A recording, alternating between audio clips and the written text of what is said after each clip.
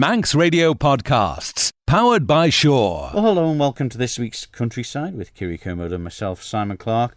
And in this week's programme, we'll have a chat about the trying weather that it's been here in the Isle of Man, particularly for the farming industry at this dodgy sort of time of year, isn't it, where people are just starting to lamb and, whether they're trying to get feed, the winter feed is running a little bit shorter and some are maybe trying to get, outside with things. That's right, it is. It's a really testing time. And like you say, feed is running down. People are hoping to get cattle out, but this cold St. Bell has really burnt the grass off, or what grass was there anyway.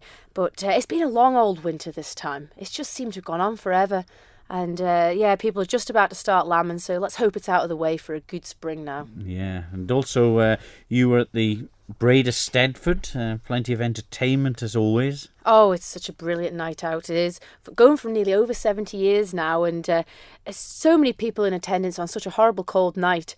Young and old, all taking part, and all there for a good laugh and a brilliant night of entertainment. Yeah, and I catch up with Tim Baker, MHK, who is heavily involved in the new committee that's going to run the Isle of Man meat plant here on the Isle of Man, and find out what they're hoping to achieve. The committee they've got set up, obviously with people from varying areas of that are going to contribute to it. So he's got some very positive news on that in this week's programme. It's always good news when it's positive, and hopefully things will come right for it, but it's got to get a bit of motion behind it because spring's fast approaching, and these animals are still here, so let's hope that they get something done soon. There we go. Well, let's listen to it all in full here on this week's Countryside. Manx Radio's Countryside is brought to you by NFU Mutual.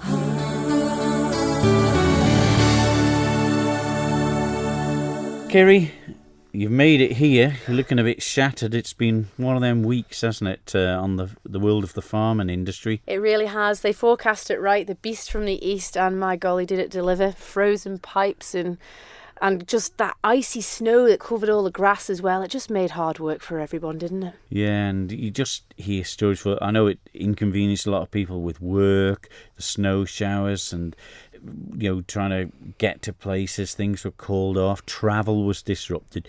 But I seen a beautiful thing on Facebook that said, no farmers phone in sick. They were out there keeping their stock away from the freezing winds, and it's not just the snow, is it? It's the freezing winds. Some people have started lambing. That's right. There's only a few started lambing, thankfully. It's come before the main bulk of it.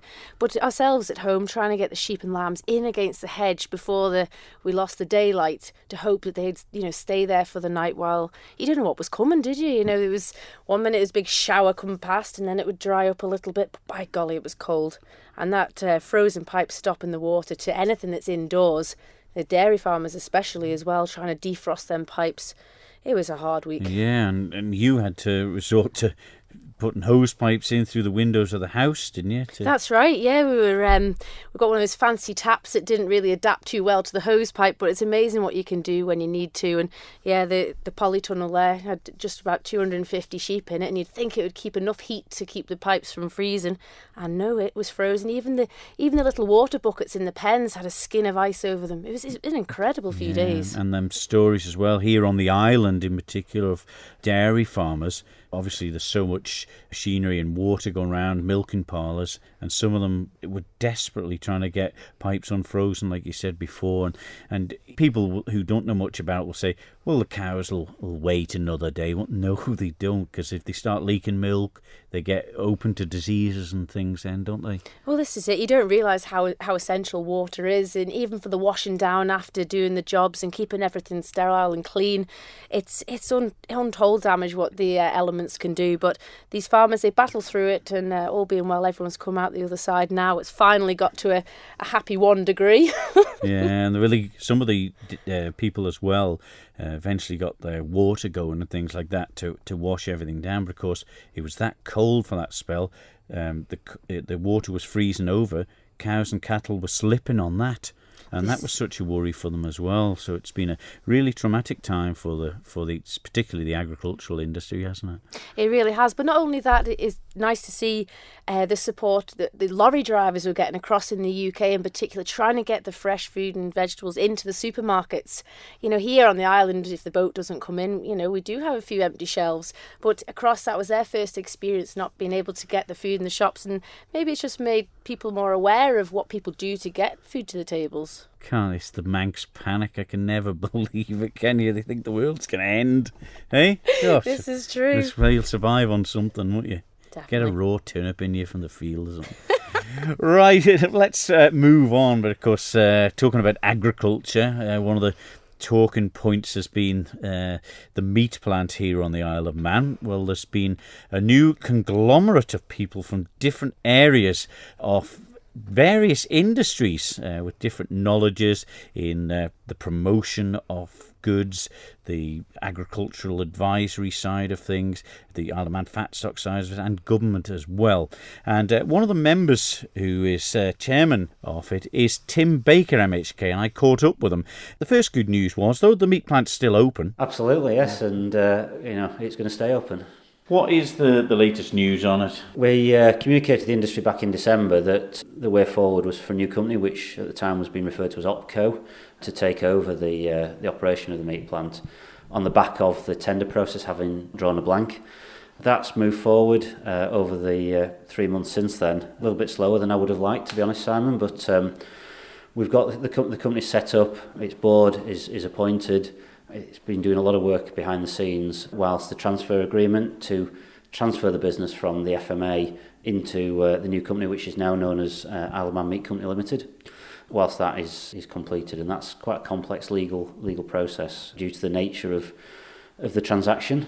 We're pretty close to concluding that now. We're talking matter of days away, and that's going to allow us to then put in place the new pricing and new procurement arrangements and start delivering on some of the promises that we've made. The board itself got a good variety of people on the board now.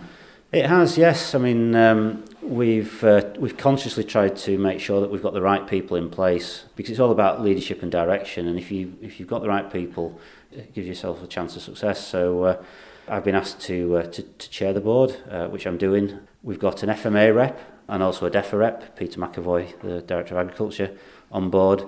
We've got Andy MacDonald, who's well known to the local farming community, now based in Scotland, but he's on the board to bring specialist agricultural experience and the view from slightly wider field. We've got Andy Lees, well known for his work with DEFA and DED in terms of food matter strategy.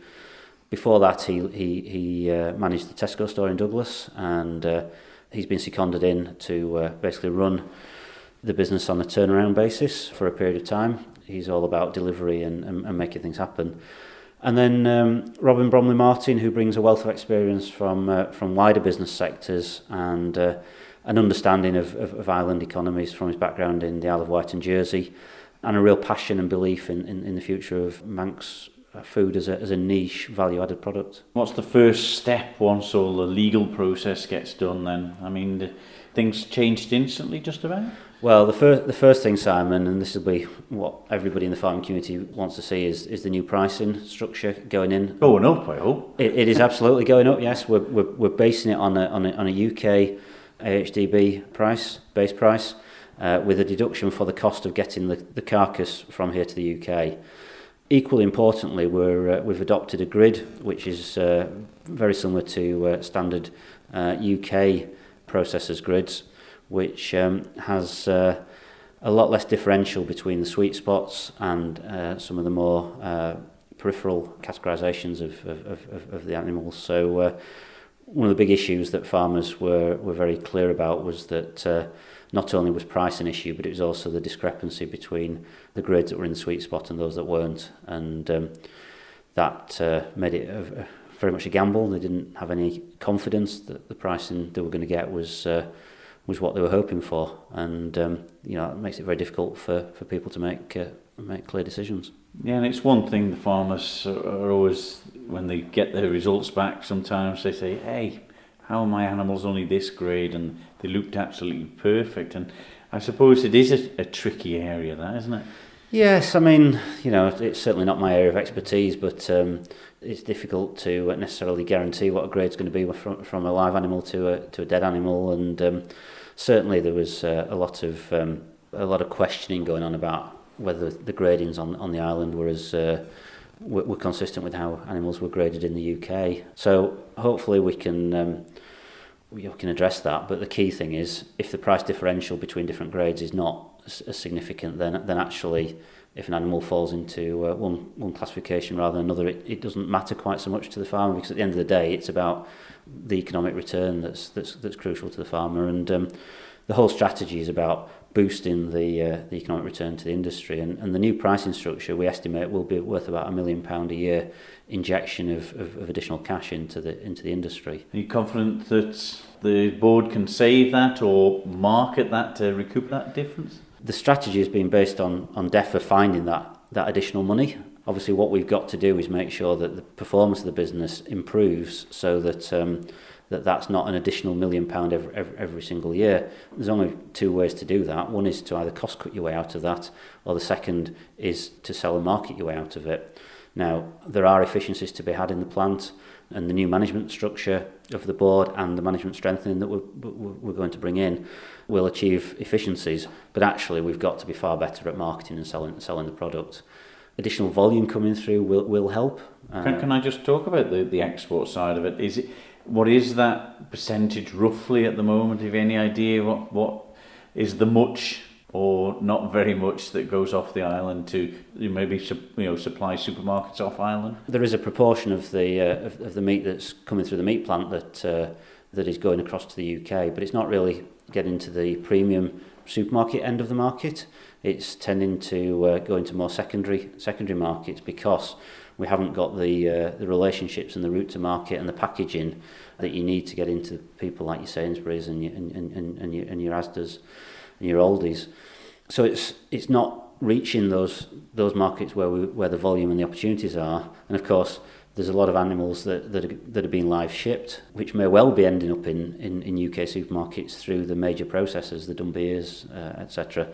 But of course, they're not coming through the meat plant. And the strategy around getting the pricing right is to bring more animals through the meat plant, but still leaving live shipping as an option for those who feel that that's the right route to market for their animals. Is that sort of in the way you mentioned about the throughput of the plant? Is that the option where maybe they're snowed under with stuff at the moment because of the decent prices? People have still got the option to find a route themselves, but is that what you want? What we're fundamentally about is delivering a better outcome to the farming community, and realistically it's going to take time to build the capacity and capability of the Isle of Man Meat Company up. So in the short term, we haven't got a magic wand to wave. We're going to need to build our customer relationships and build our sales opportunities. So it's going to be a gradual improvement rather than an overnight flicking a switch. But we need to build a confidence so that when farmers are making decisions, such as whether to finish cattle on the island or whether to ship them as stores, they're confident that actually there is in 6 months or a year's time going to be a good market through the meat plant for their animals. And we've got to break this downward spiral that we've got ourselves into and start to build back. And as long as we can demonstrate that we're moving in the right direction, I believe that government and DEFRA will support the ongoing direction that we're moving in. And I'm very confident from what I've seen and with the people that we've got assembled on the board, together with some management strengthening that we're going to be doing. We've already put some adverts out for a plant manager role and for a sales commercial role, which are integral to actually building the capability and capacity of the business. So I am confident, and the key thing is to demonstrate that, and the first thing is to get the pricing in, start to build the volume, and for people to start getting a bit more confident. How cutthroat, excuse the expression, is it, or how difficult would it be to get to the big supermarkets in off island? I think it is possible. We've got a good product here in Manx Meat. What we've got to do is make sure that the attributes of that product are clearly understood by the marketplace, and that we are, as an organisation, we are operating in a way which makes it easy to actually meet their requirements. So, major supermarkets are very exacting in the standards that they require. They've got a very clear specification of what they want, and we have to deliver against that in the same way as any successful business has to meet its customers' requirements.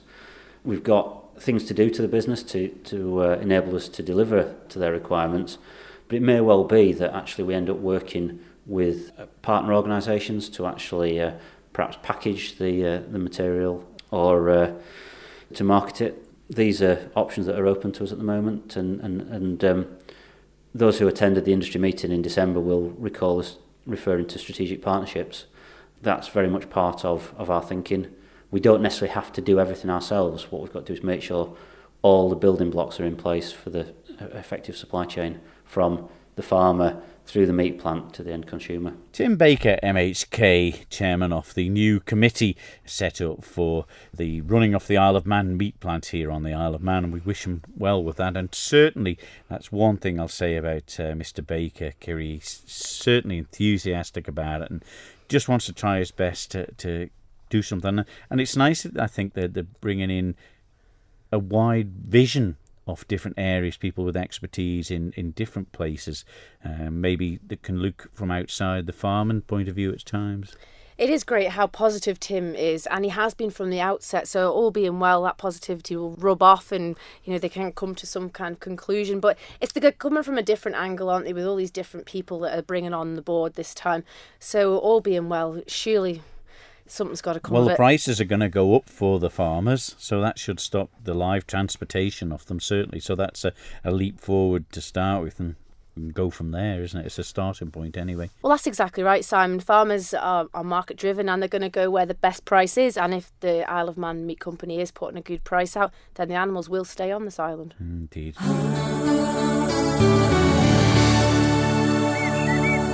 Manx Radio's Countryside is brought to you by NFU Mutual. Well, one of the popular country events over many years now, and it's really had some serious and some less serious acts that have appeared on the stage at the Braaid Hall. The Braaid Eisteddfod, Kiri, you were there? That's right. The Braaid Hall has just celebrated its 80th year. Really? Just last October. And I believe the Eisteddfod's been going for over 70 years, and it was really well supported, as always. Despite the cold and horrible spell of weather we've had, everyone turned out for it. And I went along to catch up with some of the people in attendance on the night. All things bright and beautiful, all creatures great and small. Alan Wilcox, you've got a very difficult job here tonight. Music adjudicator. Music adjudicator, never at the Braaid Eisteddfod. Well, How who'd have much thought more it? power do you want? Exactly. And what a brilliant turnout again, Alan. Absolutely. Considering the weather and the way it's been, it's incredible to see as many people here. And they're all taking part too. That's right, a lot of people taking part. I thought for a while, earlier on, like yesterday and last night, they might have to call it off, but luckily the weather changed.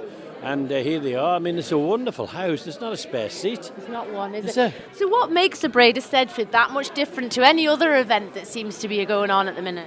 I think it's the Manxness of it all. People don't mind if you give them pull their legs. They expect it. And you can see certain people, not that there's many here tonight, who actually stick their head up to make sure they're mentioned.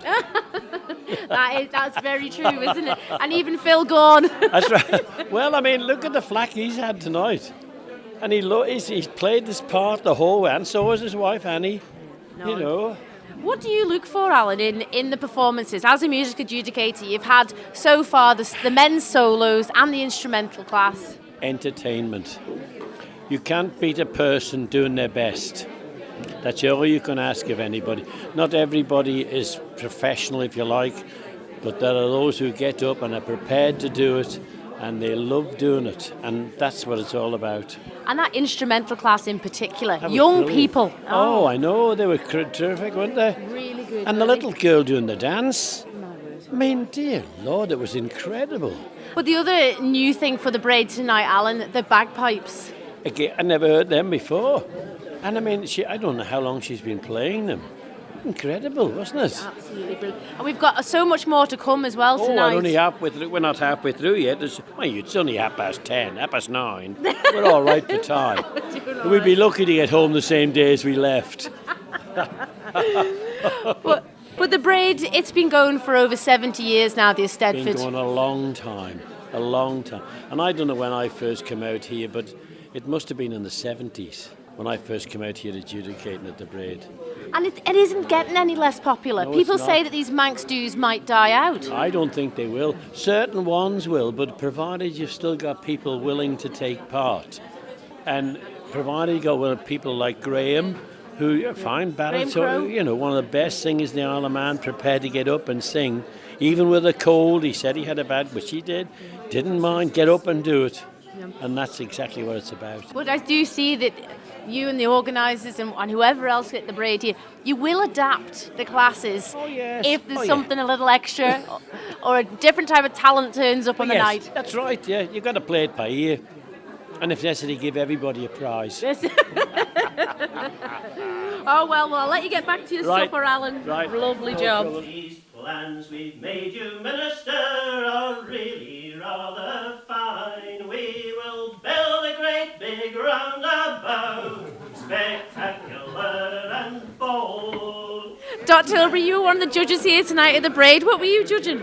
I was judging the literary items. We had trouble saying literacy.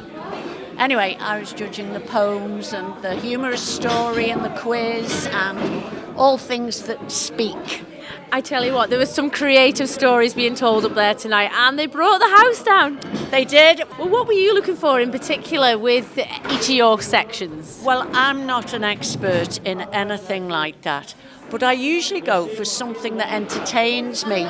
And some people do very complicated things which I don't really understand, but I admire them because they're sort of like a great work of art or something. But from my point of view, the main thing is, have they entertained me? And that's all you can do, really, and it's a matter of taste. So you've just got to go by your own instincts and hope that you don't...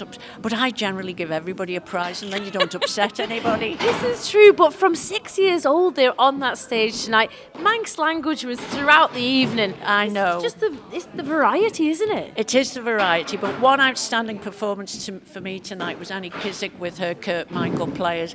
And I just thought that was superb. She sort of just demonstrated what an actress she is, and the Manx dialect was great, and it really sort of, I thought it deserved a distinction. There was a distinction tonight. She got it. Who was your standout act other than Annie? Well, there was a little chap here called James who played the ukulele, and he just got up and he just played this ukulele and played this song that was my grandmother's favourite. And I just thought he had such a sweet voice, and I just thought, I've never seen him in my life before, but I just thought he was very special. And he took away tonight the under-21s, the new trophy. The new trophy from Eric Goldie, and Eric would have been very proud, that I think somebody must have sent him, because there's this wonderful new trophy that Eric's presented to the Braaid Committee for an under-21 performance. And we all decided unanimously that it should go to James, and James O'Connell his name was. So if you're out and about, he's one to watch. Yeah. It's a full team effort, though, big effort. But we've got a great committee at the Braaid, and we all muck in, and it's just a great teamwork. Great teamwork. Chris, yet another fabulous turnout here at the Braaid Eisteddfod. Oh yes, I must say, Kiri, I was getting very worried, earlier on this week when the weather was so poor and there was snow forecast for yesterday, and I thought, oh dear, there's going to be nobody hardly at the Braaid Hall. We'll be welcoming the few people who turn up, having supper and going home very early. No. But as you can see, the hall is full as usual, and with some different faces as well. There's quite a lot of events on this evening, which have kept some of our regulars away, but it's always good to encourage new people here. And there was some new performers to the Braaid tonight. There have been already, and I'm sure before the night is out there'll be a few more as well. Most certainly. Yes. So this event, Chris, was once for just music and poetry, but it's kind of been adapted over the years to today's event, which is unbelievable. I suppose diversify is the word that people use these days on things, and the likes of the Manx Music Festival have had to change in recent years, and the Braaid has done likewise, because we're the last surviving Eisteddfod on the Isle of Man, and if we have to adapt to keep people coming, well, we're very welcome to encourage people along each year, and we're very pleased to adapt things to get them along. Somebody's been mentioning to me that we haven't had an unpunctuated reading this year, and it's about 3 or 4 years since we've had one, so maybe we'll include that in the programme next year. But there's various things come and go. The likes of, there's always, the last item is a choir, and I don't know whether we've ever had a choir up here, certainly all the years I've been coming, nearly 40 years, but it's always there. So we normally grab everybody who's taken part during the evening up on the stage at the end to sing Ellen Vannon. So, you just keep these things going, that's the important thing. Well, this is it, and the hall celebrated its 80th birthday there last October. Right, yes, and it's in very good nick. It's been very well cared for. And an awful lot of halls these days don't have a stage anymore, but luckily the Braaid have kept their stage, and as has been proved tonight, lots of people are willing to get up and perform on it as well, which is very good. And as I was saying to Alan earlier, a lot of young talent come here as well. Oh yes, it's a good grounding. But that must be the success of the Braaid, is that willingness to change and encourage new people to take part. Oh yes, and we know that people get adjudicated on, but it's nothing too serious. Hopefully people might get helpful hints on what they should or shouldn't do if they're singing or reciting, but at the same time, it's all done with a bit of kindness and a bit of fun. There's nothing nasty at all. Well, especially when you've got Dot Tilbury in charge as well. Well, oh yes. When Dot, she's going to run away with me cup of tea now and I've not finished drinking it.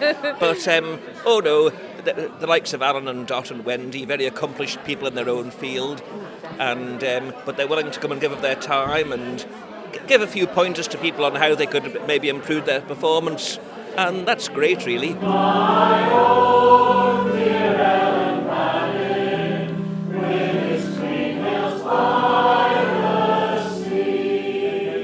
That was Chris Lyon, the chairman, Alan Wilcox, the music adjudicator, Dot Tilbury, the literacy adjudicator of the Braaid Eisteddfod. I'm not sure all of that judging panel will be invited to participate in the adjudication at the Isle of Man Music Festival or Guild, will they? I'm not so sure, but the entertainment in their feedback to some of the competitors was absolutely brilliant. But what a great platform for the people that are going to attend the Guild to practice. Yeah, it's the nice thing about it is there are some beautiful singing, some beautiful reading and everything in there, but it's performed in an easy sort of environment, if I can put it like that, isn't it? Don't think there's any need for the people taking part, the younger ones, to be nervous. Oh, absolutely not. No, it was a real homely environment, and some of the little ones, 6 years old, was a little girl there doing some dancing, Manx dancing, and another little girl reciting a poem in Manx as well. It was really, really fantastic. Did you get rallied in to appear on the stage yourself? No. Dot was awfully disappointed with me not having a story to tell in the Stumps speech, but she dragged Dan up to do her piece about the brolly dollies, and my golly, was that entertaining. Was it fit to broadcast? It just about. Oh, fair enough. Manx Radio's Countryside is brought to you by NFU Mutual. There's some positive news from Tim Baker in the middle of that from the new committee set up to run the Isle of Man meat plant. Kerry? Positive news is always welcome, Simon, so let's hope they do get things in the right direction and pretty sharpish. All right, fair enough. And but the Braaid Eisteddfod, a very successful and late night by the sound of it as well, but the saw was missing. Yes, we did miss Eric Goldie and his saw, but he did put up a lovely cup for an under-21 performance, and that went to a lovely performance on a ukulele by James O'Connell. Really, and it's great that the young ones get that little stage to perform in, and because you think of it as whether it's more nerve-wracking being on the Gaiety or the Villa Marina stage, and you think, oh well, it's only the Braaid Hall, with however many people in it, but I suppose you're so close to the action, but they're so encouraged, which is the great thing, isn't it? And a lot of them ones who appeared on the Braaid Eisteddfod this year, a lot of them in the past have been there and gone on to big things, haven't they? That's right. They've gone on to be guild medal winners and all the rest of it, but they still come back to the Braaid and still perform in the smaller, homely traditional events, which is always brilliant to see, isn't it? We'll have to get there and do a double act next year. Oh my.